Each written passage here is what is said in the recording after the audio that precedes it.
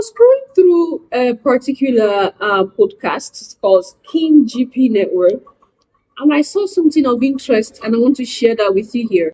Do you remember that I have been saying that nothing happened in the continent just like that? And whenever anything happened, it happened because something had instigated it. Everything happened calculated. Everything that happened was calculated. Everything that happened is a plan. I want us to listen to this one very keenly, okay?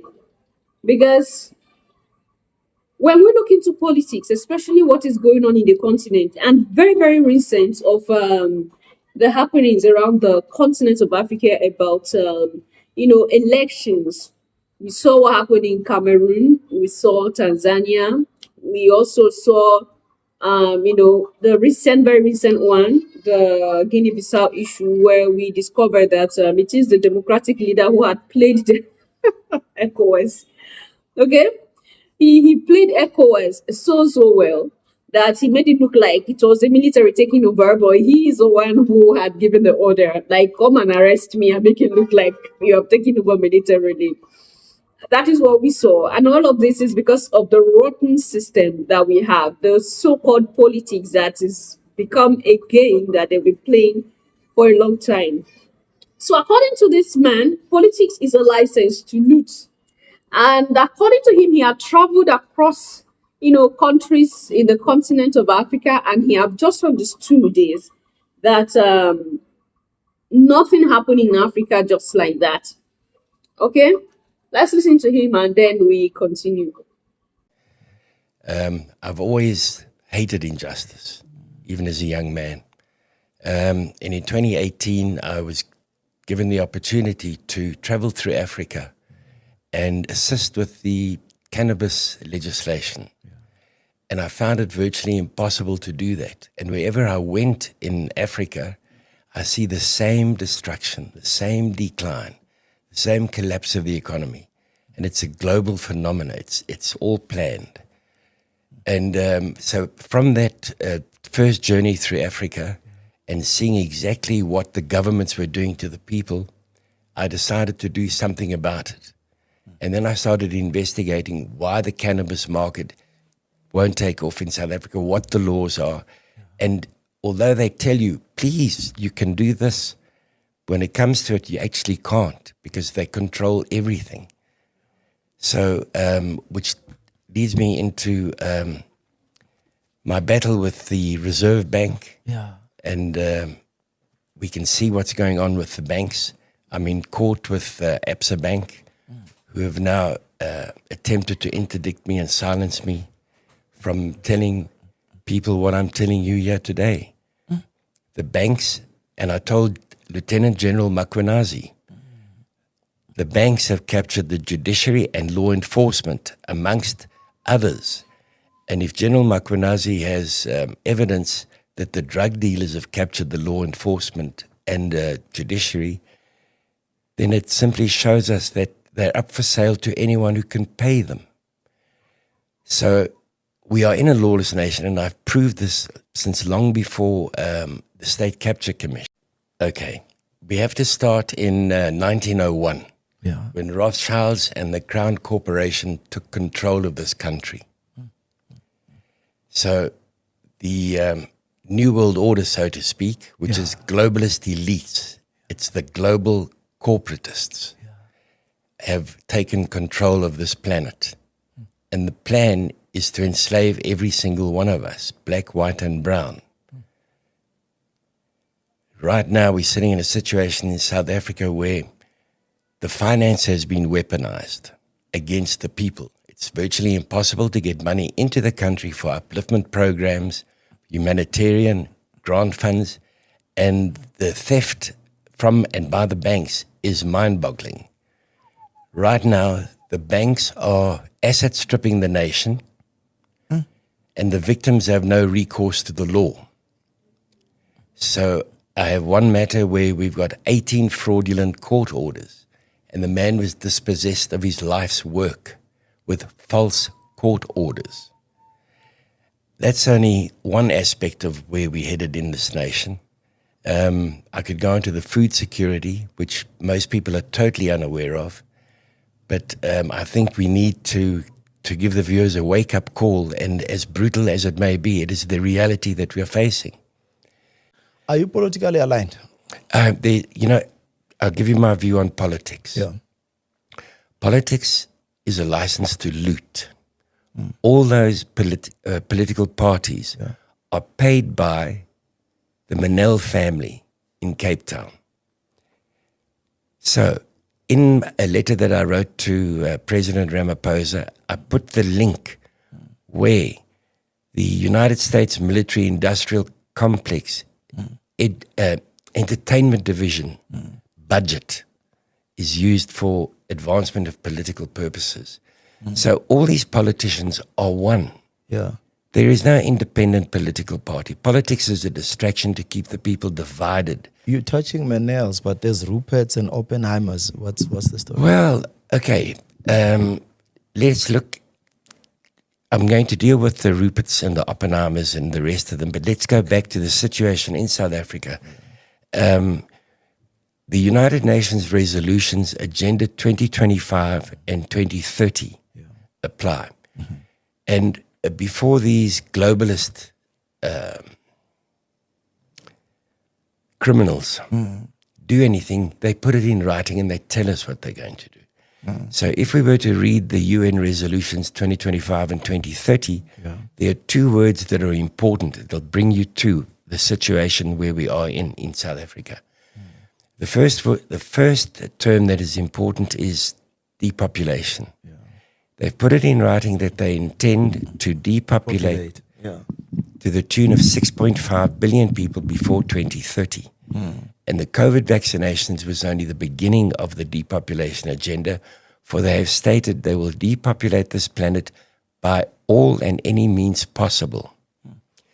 The second most important word is sustainability. And the globalists use English differently to the way we use it. Because if you and I were to hear, hey, this is a sustainable program, we want to rejoice. But sustainability to them means total global corporate control of every resource. And we are human resources. So the enslavement of South Africa is well underway. They've neutralized the military. They've neutralized the police. The Navy is a shadow of what it was in 1980. They've neutralized the defense capabilities of our nation. South Africans, can you hear this one? Did you hear this one? The enslavement of South Africa is well underway. That is to say, there are plans put in place already to enslave South Africans.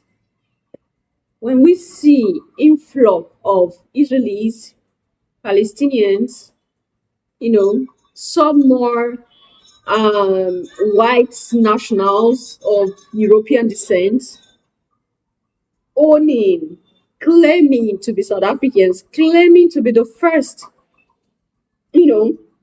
that arrived South Africa before the whites, because we've had situations where they sat down and they were analyzing that it was white people who are the originals of South Africa.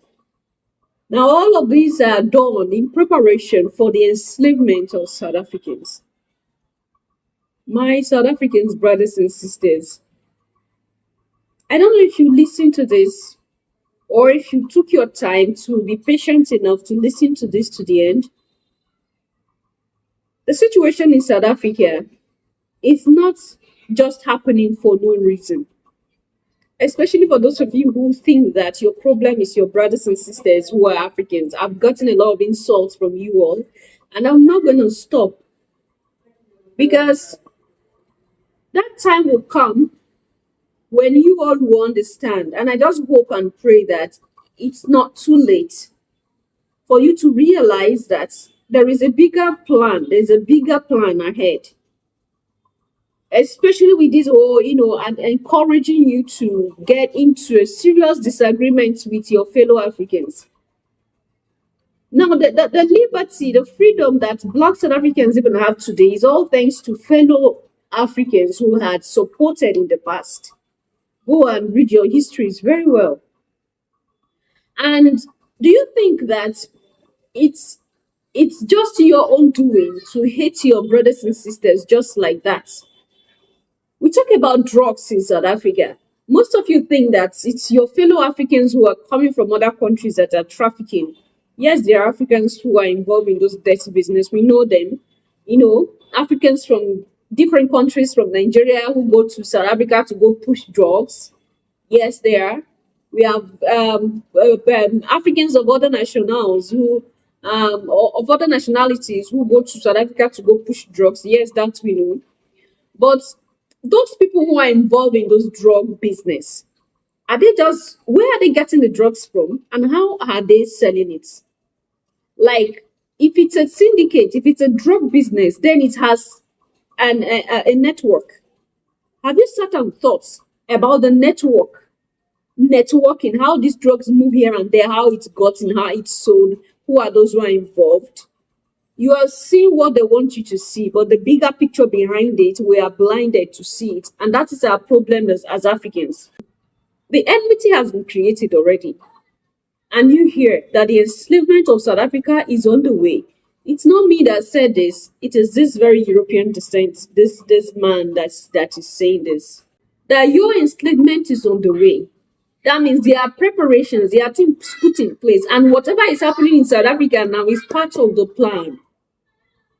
It's part. This is not conspiracy. It's not. These are facts. He knows what he's saying, and the way he spoke, you know that they are truly, after his life, because he's exposing the truth. And if there were truths that he had already exposed to Ramaphosa, like he said, all these political parties does not just exist on their own; they are being sponsored. And excuse me.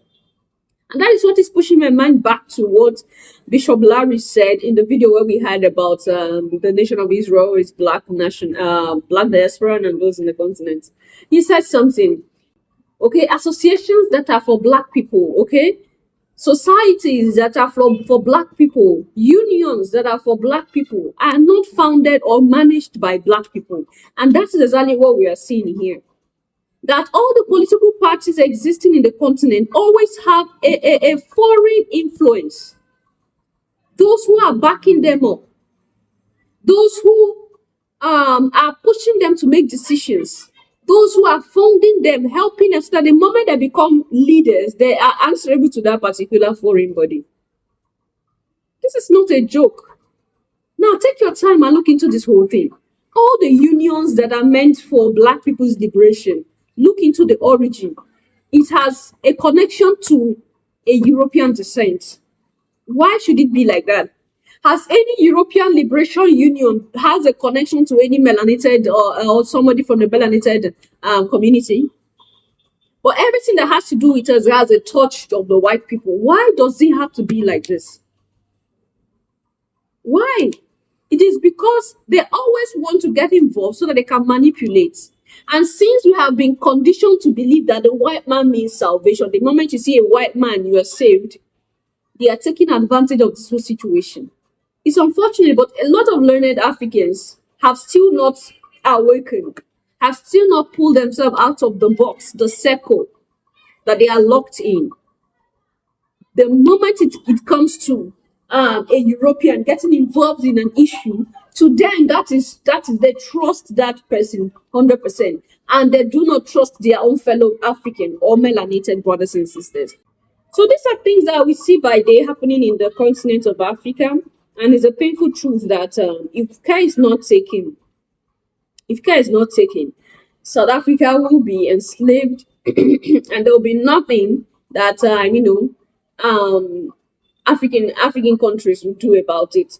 Because with the way this thing is going, if care is not taken, Your Majesties, that's what I'm saying. If care is not taken, and they are preparing the environment such that when that happens, no African will have the interest of even fighting for South Africa anymore. So they are trying everything to make the environment conducive for that, so that by the time they grab it, it's gone. Okay, the target is South Africa. Why do you think that there is interest in pushing in people to South Africa that will cause chaos, cause more unrest? That already South Africans are complaining already. these foreign nationals that are within us, we don't want them. We don't want black people who are flocking into our country from different countries in Africa. We don't want white people anyway. Do they not want white people? I don't know. But they are complaining already about the situation. And they are still they moving, manipulating and moving in people into South Africa that they know in the future will cause trouble. So all the effort put in by the founding fathers will just go to waste because of mistakes that we are overlooking. It's unfortunate to see that the average South African see their fellow African as the problem, not knowing that there is a bigger picture to this whole thing. And even up until now, even as I speak to you, South Africans will still not believe this. They will prefer to die in the hand of a white man than survive in the hand of a black man. It's unfortunate, but these are facts that I have come to in terms with for a long time.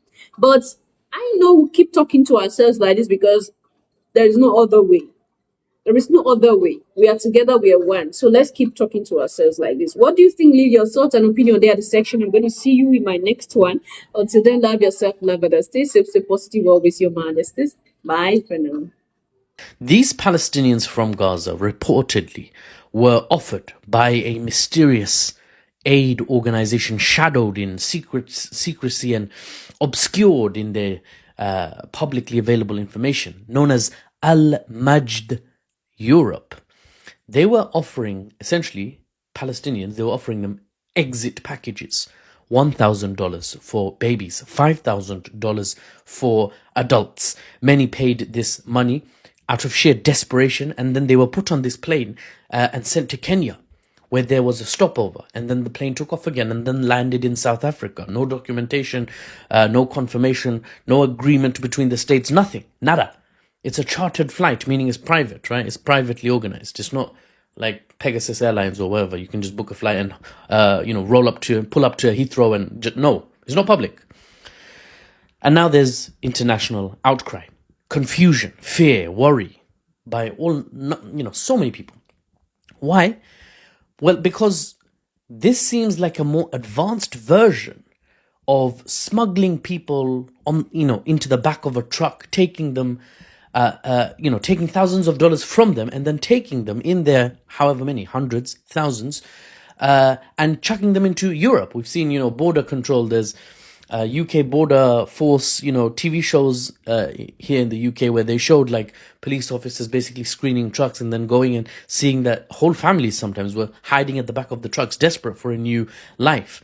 It sounds similar to those manipulative individuals that take money in the thousands of dollars, thousands of pounds or euros in some cases, and put people on dinghies, boats that cross the English Channel from France, head to the UK, which is why a lot of the reform supporters now are like, stop the boats, stop the boats. It's that kind of, it's similar. Or taking, one more example, South Americans desperate for a better life, once again, asking them to pay thousands to smugglers and then them being smuggled into the United States. Now, imagine that, but being done by the Israeli state, not just random smugglers. The whole government is organizing that. Imagine, I'm not saying that's the facts on the ground. I'm not saying it's not the facts on the ground either. Oh, that's the mad thing. Rights groups have labeled Al-Majd Europe, for example, the organization that was identified as running this specific, the South African 153, this group of Palestinians. Al-Majd Europe have been labeled as operating human trafficking, operating people smuggling. This is already making headlines now. This is the classification that aid organizations in some cases are designating this group with. Not a humanitarian organization, certainly. And when you look at the supposed aid organization which conducted this flight, when you look at Al-Majd, the details become horrifying, to be honest. I get this sick feeling in my stomach that, honestly, I got when I was watching Schindler's List about how in 1940s, just before the war, Second World War ended, Jews were being transported by train like cattle to Auschwitz, Birkenau, and the other death camps. Honestly, right now I'm talking, I'm getting goosebumps. It really feels like that. The website says Al-Majd, the group that organized this flight, Their website says they've arranged over 5,000 flights like this. They say they've been operating for 20 years. But as investigative journalism has been conducted and confirmed, the website was only registered this year, 2025. The staff of Al-Majd, reports have mentioned, are AI-generated images of people on their website. They're not real people. They're not real people. And the company claims to operate from Jerusalem, with the office also in Berlin, capital of Germany. But it's not got any registered charity code, no registered charity identification in Germany or in Israel. The analysis suggests this is a fake company. It's a front, right? It's like the Gaza Humanitarian Foundation, but even more mysterious. The GHF. I've made videos on them. They were an aid organization that said to Palestinians during the 2 years, come, here's the aid. Right next to them, an Israeli military camp. And they'll just gun down civilians who they called to come get aid. What? So this company, Al-Majd, if it is a front, it very well could be a front for a much darker objective that is the objective of the Israeli state. That's what the analysis shows. What could the objective be? It could be the gentle, covert, quiet, ethnic cleansing, removal of Palestinians from their land. After 2 years of horror in Gaza, it's understandable. Many families will jump at such opportunities, such options, if they're given to them. Given the chance to flee Gaza by going into Israel and then being put on a plane to a new future, wherever, may be tempting. Can you imagine the broken families that might be getting, hypothetically, I don't know how it would work, but can you imagine them getting a WhatsApp message, or a leaflet that says, start a new life, right? You've had enough. You've lost family members in the dozens. A dozen is 12, by the way. Start a new life. And here's your ticket out. They might be like, bro, I love my land, and this is mine, this land. But I have to think about the kids I still have left. I have to give them a chance. And some desperate families will take those chances. Now, Israel, are they cooperating if it's not just straight up their own initiative? Of course. Because they allowed people from Gaza to be taken into Israel. They allowed a plane in Israel to fly off with those people. You think the Israeli state don't know about what's going on there? Palestinians from Gaza were allowed into Israel to take the flights out, including the South African 153, which is what we're talking about here. So the Israeli state is now potentially resorting to sending desperate groups of Palestinians to where? Judging from what's publicly available, the answer is anywhere. Anywhere but historic Palestine. Anywhere but the land we were promised. The Israeli state may not care where the Palestinians are flung, right? As long as they're not here, right? 2 years of war on Gaza, or whatever you want to describe it as, resorting to attacking the civilians. Analytically speaking, the Israeli state resorted to attacking Palestinian civilians after failing, shockingly, to be able to fight the resistance, and after failing to beat the resistance forces in the territory of Gaza. They went for civilians, and now they're pulling out new initiatives. Time will tell how things turn out, and I'll be here to report to you the news and the analysis, unbiased and without the Western spin.